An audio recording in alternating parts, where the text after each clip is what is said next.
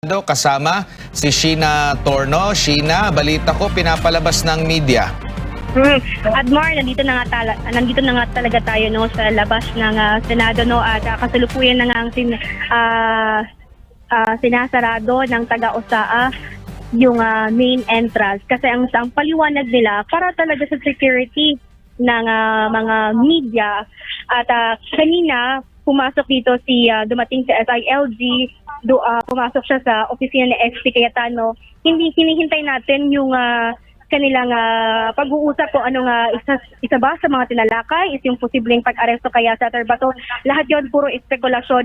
Pero ang nangyayari lang ngayon dito sa Senado, sa labas ng Senado, nandito na lahat ng media, pinagbabawalan ng makapasok sa total lockdown na rin talaga yung nangyayari at hindi kami pwedeng makapasok na ulit dito sa loob ng Senado, Admar. Opo, may nabanggit kanina na meron daw na mga agents ang NBI na nagpapanggap na media, kaya parte ba yan? Kaya siguro pinalabas na kayo lahat ng mga miyembro ng media dyan. Oo, yan ang sinabi ni SP Cayetano sa kanyang live Facebook, no?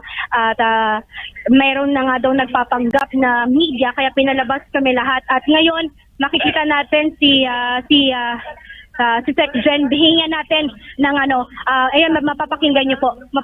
Ayan daw, kita natin si Secretary Celoy.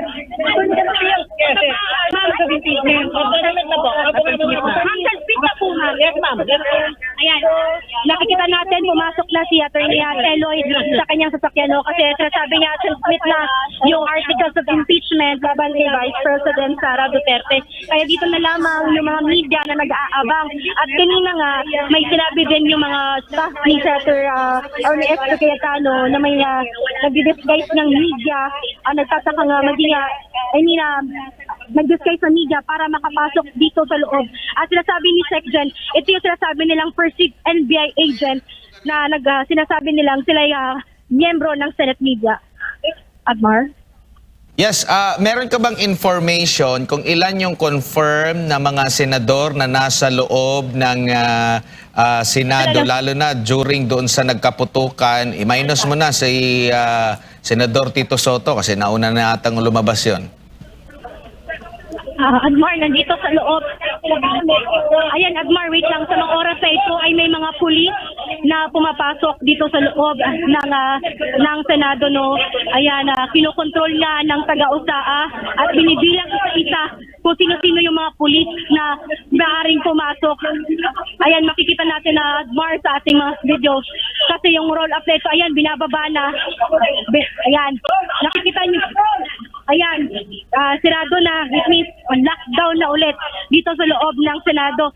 Kanina, Admar, natin is si Senator Rudy Padilla. Nandito pa rin sa loob ng Senado. Si SP isa rin dyan, nandun sa. Si Senator Bongo nandito rin. Kasama ni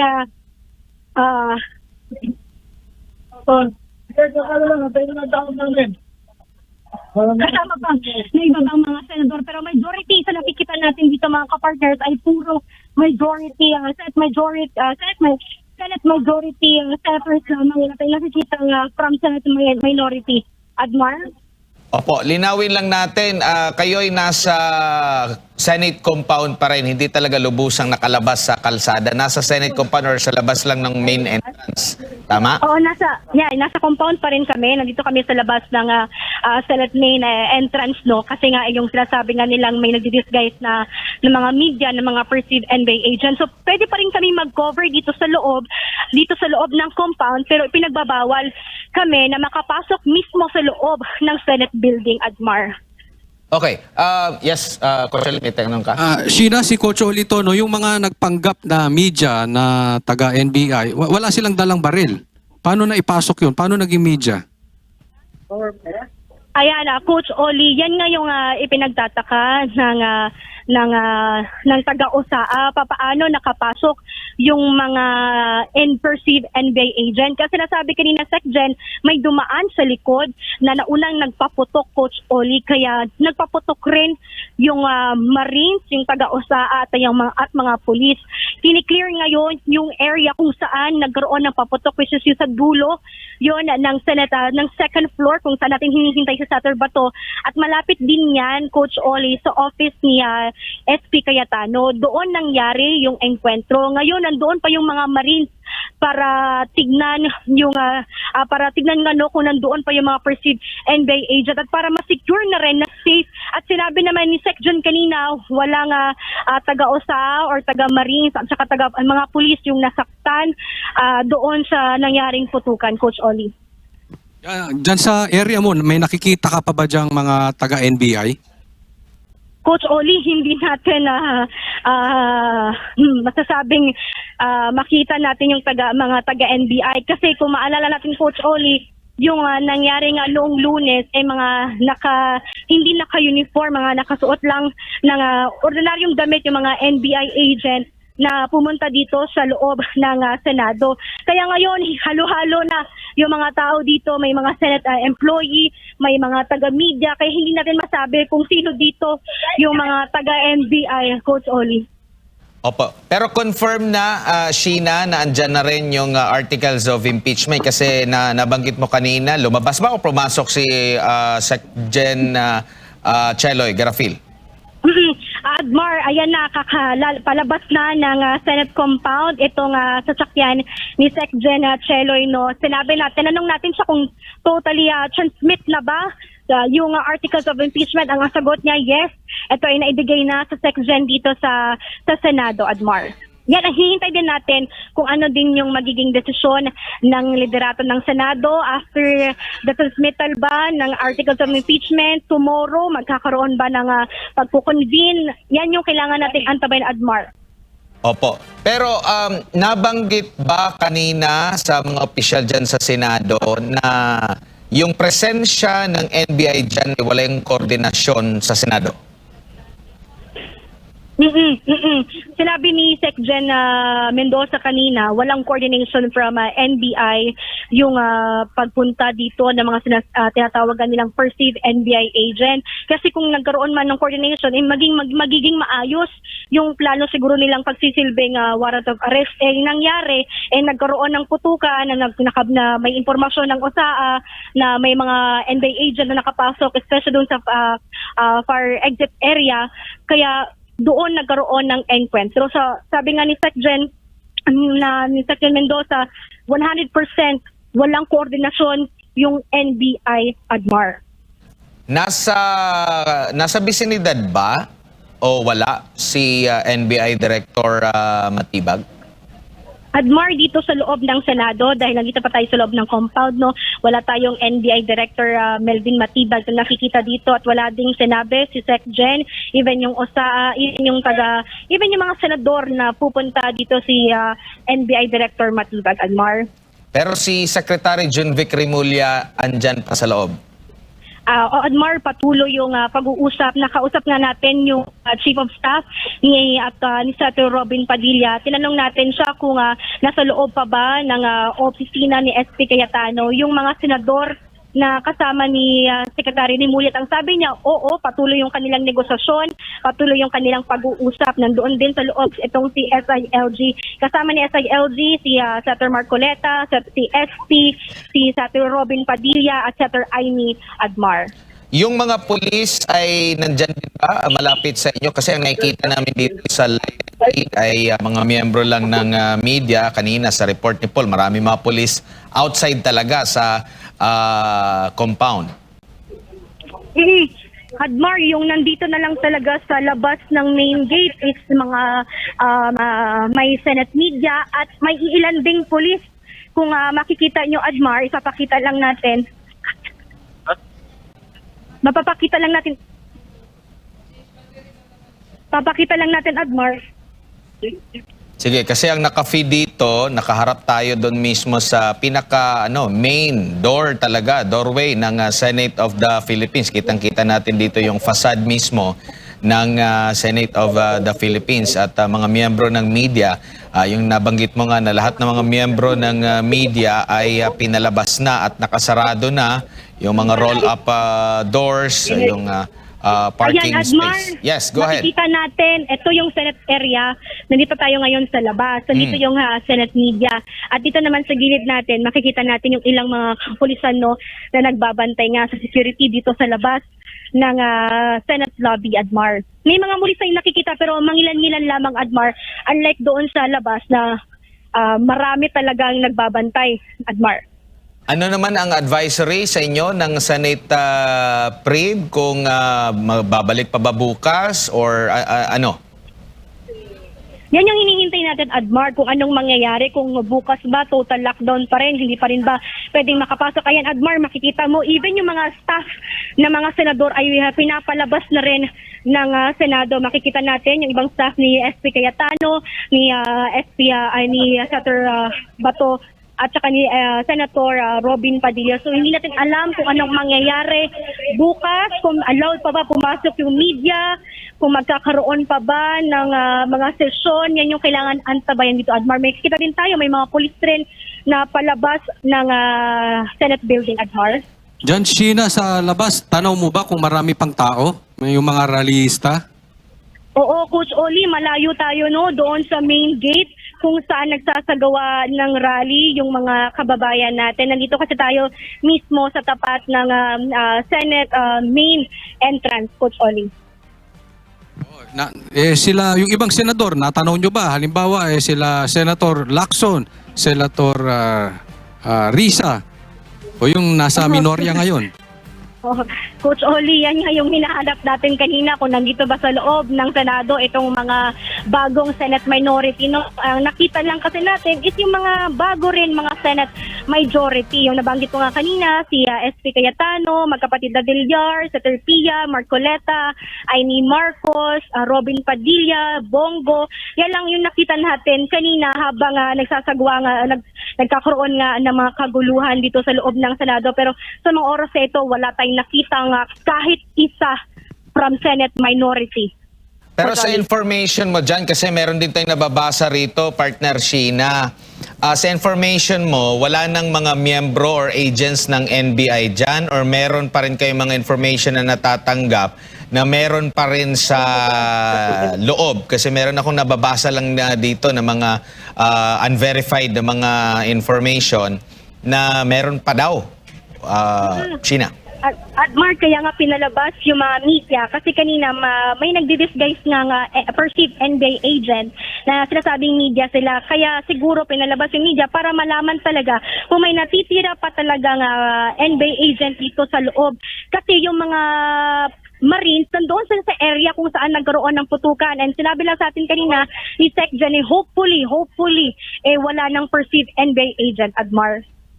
Opo. So, yung mga lumalabas ngayon, maliban sa mga miyembro ng media, ay ang mga staff at empleyado ng ng Senado at staff ng mga senador. At may mga pulis din tayong namamataan, na naka-vest, na palabas din dyan sa entrance na bahagi ng Senate. Oo. At Maria, nakikita nyo mismo yung binuksan, yung roll-up, nakikita nyo mga, mga empleyado at mga empleyado ng Senado at empleyado mismo ng mga senador. Pinapalabas na rin sila sa loob ng Senate building, Admar. At dito nga, wala tayong nakitang mga Senate media at mga empleyado na pinalabas ng gate doon sa main entrance. Lahat is nandito lang tayo sa likod. Itong harap mismo ng Senate main entrance ay makikita nyo parami yung mga staff at saka mga empleyado ng Senado yung lumalabas na or palabas na ng Senate building, Admar. Yes, Sheena. So, pwede kayo maka-standby dyan sa mismong labas lang or papalabasin talaga kayo ng mismong compound? Oh, yung instruction lang sa atin galing sa Senate PRIB at galing din sa OSAA, allowed naman tayong mag-cover dito sa loob. Hindi naman tayo pinapalabas talaga doon sa main entrance. Ang sabi lang sa atin, dito lang tayo mag-stay sa halabas ng harap ng Senate main entrance. At wala rin sinabi sa amin na pinapalabas kami sa buong compound talaga ng Senate building, Admar. Okay, linawin lang din natin, meron bang pagdagdag ng pwersa ng pambansang pulisya naman maliban doon sa kasama ba ni Secretary Junvic Remulla dyan, and paki-describe naman kung meron ba silang daladalang mga armas, mga heavy firearms?